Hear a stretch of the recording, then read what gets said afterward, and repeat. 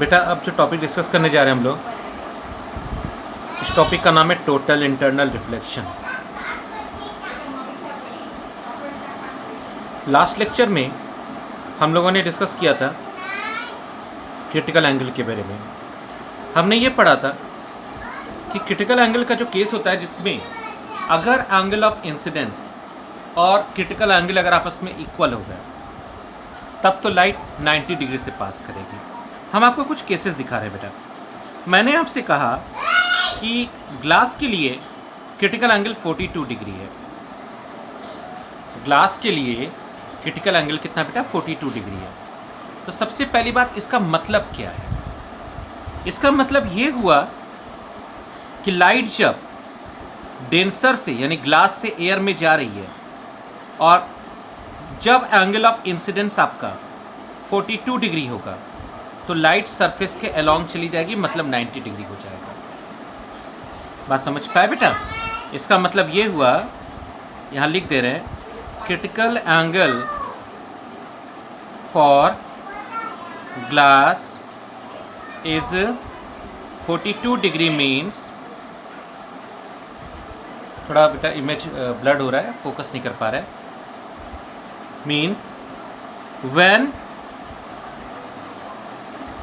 angle of incidence is equal to 42 degree, that is equal to critical angle, the rays go along the surface,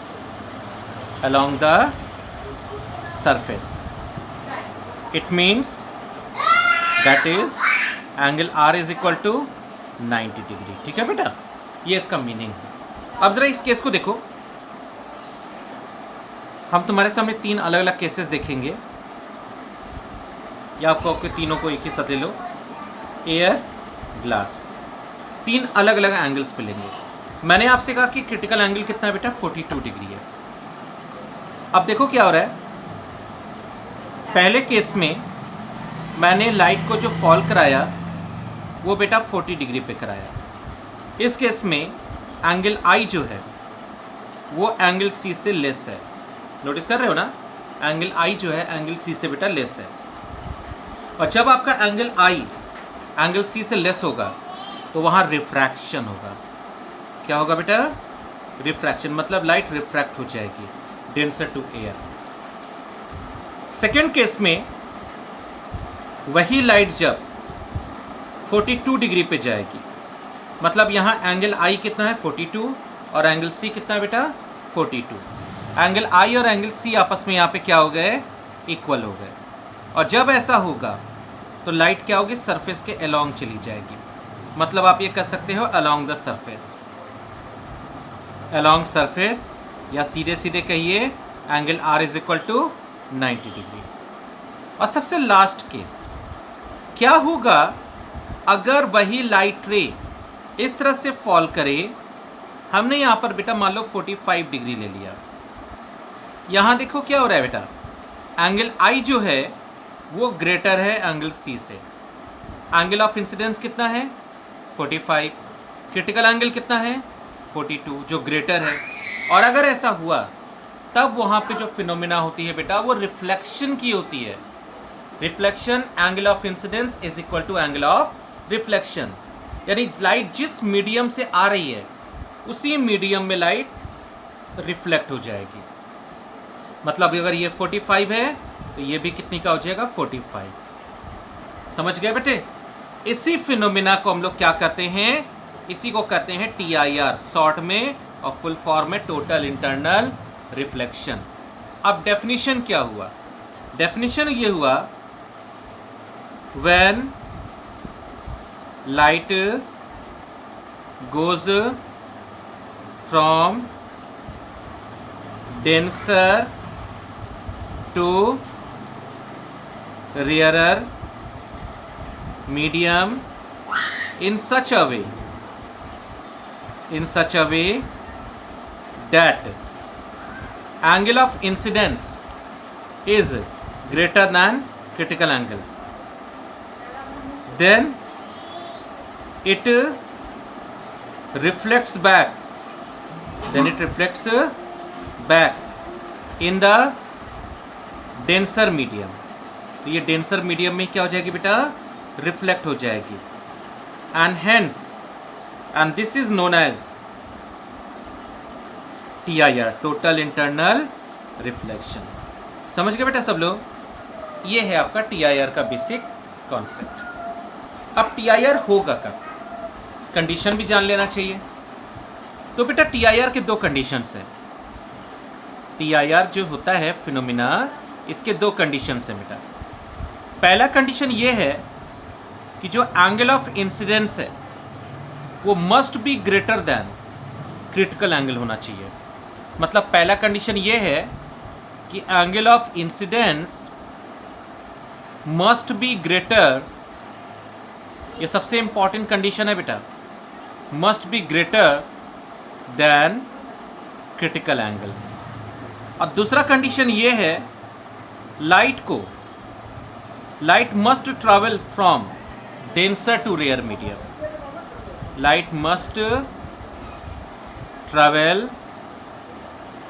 from denser to rarer medium. ठीक है बेटा, ये आपका case हो गया कि light को हमेशा डेंसर से रेयर में पास करनी चाहिए। तो आपको ये दो केसेस बिल्कुल अच्छे से याद हो जानी चाहिए। सबको क्लियर हो गया TIR का बेसिक डेफिनेशन। अब हम यहाँ से कुछ एक्सरसाइज के क्वेश्चंस करने जा रहे हैं, एक एक करके आप देखते जाइएगा, बिल्कुल अच्छे से समझते जाना, जहाँ ना समझा बताइएगा बेटा। सबसे पहला केस है, लाइट को हम बेटा इस तरह से फॉल करा रहे हैं।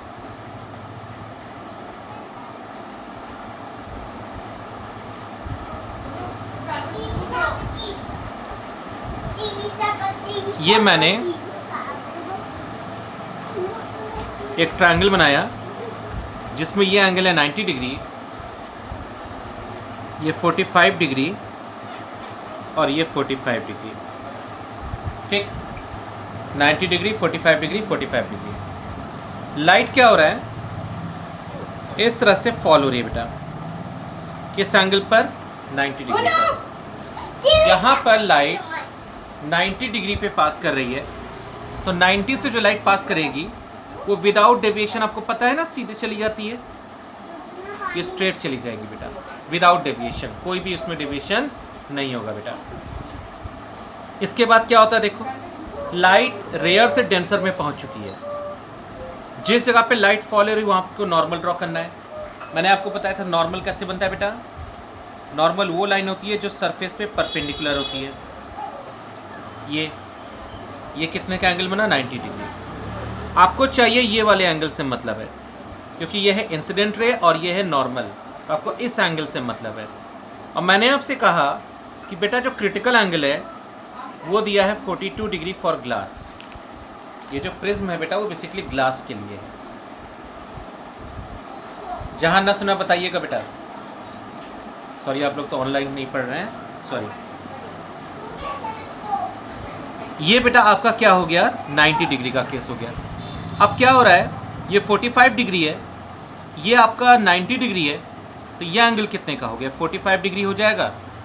फिर से सुन लो, ये 45 डिग्री, ये 90 डिग्री, तो 90 प्लस 45 135, माइनस करोगे तो 45 135, इसको पूरा माइनस करेंगे तो ये आ जाएगा, और ये पूरा यहाँ से आ रहा 90 है, तो ये एंगल हो जाएगा 45।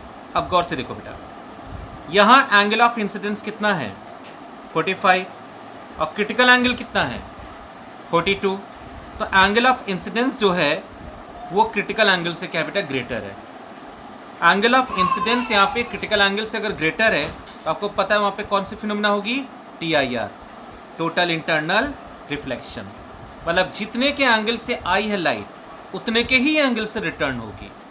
यहाँ एंगल ऑफ इंसिडेंस कितना है, 45, तो लाइट 45 से ही पास कर जाएगी। एक हमें बेटा अंदाज है, गेस किया कि अगर ये 45 है तो ये भी 45 डिग्री है। अब इसको यहाँ पे लाके रोक देंगे बेटा, क्योंकि अभी भी लाइट डेंसर से रेयर में है, तो लाइट का TIR होगा, रिफ्रैक्शन होगा या सरफेस के लॉन्ग, हमें नहीं पता। ये कौन डिसाइड करेगा, एंगल I और एंगल C के बीच में कंपैरिजन, इसलिए इसको यहाँ पे लाके रोक देंगे। अब नोटिस करो बेटा, हम यहाँ पे एक नॉर्मल ड्रॉ करेंगे। हमें चाहिए ये वाला एंगल, ये एंगल कितना होगा। ये एंगल तभी पता चलेगा जब आपको ये एंगल पता चल जाए, और ये एंगल और इन एंगल का जो सम है इसको सॉल्व करने पर ये पता चलेगा। मतलब ये वाला एंगल का रास्ता इस वाले एंगल का रास्ता इससे है और इस वाले एंगल का रास्ता इससे है बेटा। तो सबसे पहले आप इसको पता करिए। देखो ये नॉर्मल है ना, ये पूरा यहाँ से तक 90 है और ये 45 है, तो ये वाला एंगल कितने का होगा, 45 डिग्री। अब इस छोटे से ट्रायंगल में देखो, ये 90 है, ये 45 है, 90 और 45 का सम 135, 180 से माइनस करोगे तो ये एंगल कितने का आएगा, 45 डिग्री। अब ये पूरा एंगल कितने का हो गया, 90, और ये 45 है, तो ऑब्वियस सी बात है ये वाला एंगल कितने का होगा बेटा, 45 डिग्री। अब आपको ये पता चल गया कि यहाँ एंगल ऑफ इंसिडेंस कितना है, 45, और क्रिटिकल एंगल कितना है बेटा, 42, जो ग्रेटर है। यानी फिर यहाँ पे TIR होगा कितने के एंगल से, 45 के एंगल से। तो ये 45 के एंगल से ऐसे चली जाएगी, ये 45 हो जाएगा बेटा। अब ये पूरा एंगल कितने का है, यहाँ से यहाँ तक 90 है, ये एंगल कितने का है, 45, ये पूरा एंगल 90 और ये 45, तो 90 से 45 माइनस करोगे तो कितना मिलेगा, 45, तो ये आपका 45 डिग्री हो गया बेटा। अब ये 45 और 45 मिलके हो गया 90, और इस एंगल को सम करोगे तो ये एंगल कितने का मिलेगा, 90। हमें पहले से नहीं पता ये 90 है, ये 45 हुआ, ये 45, 45 45 90, और इस ट्रायंगल का पार्ट है 180, तो 180 से 90 माइनस करोगे तो बचेगा 90, मतलब ये वाला एंगल आपका 90 आ गया। और आपको पता है 90 वाली लाइन बिना किसी डेविएशन के आगे बढ़ जाती है। आपको समझ में आया बेटा किस तरह से ये क्वेश्चन सॉल्व हुआ है। कहीं कोई दिक्कत हो तो मुझे बताइएगा। इसके बाद नेक्स्ट क्वेश्चन देखिए,